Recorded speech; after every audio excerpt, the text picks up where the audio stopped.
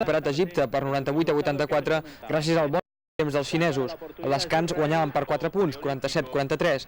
El màxim anotador del partit ha estat el xinès Yongun Zhang amb 30 punts. En el segon partit, Brasil ha guanyat Canadà per un marcador voltat i espectacular, 125 a 109.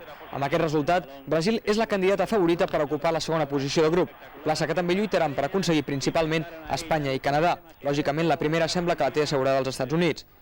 Ja des del primer minut d'aquest partit, la selecció brasilera ha sortit per totes. Gràcies a un triple d'Òscar s'han anat ràpidament al marcador per un contundent 6-0.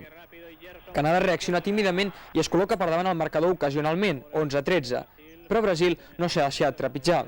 Amb un joc ràpid, espectacular, agressiu en ocasions i la curació en els triples d'Òscar i les genialitats de Gerson han portat el marcador fins al 35-25, moment en què l'entrenador canadenc Jack Donahue ha demanat temps mort que no ha servit de res.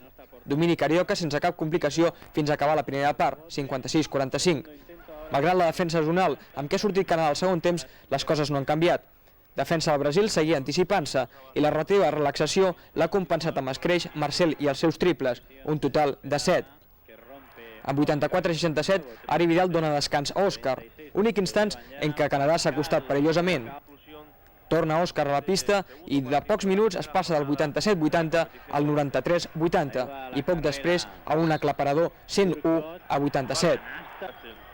Fins al final del partit, festival de cistelles i una espectacular cistella del brasiler Guerrinha que ha arrodonit el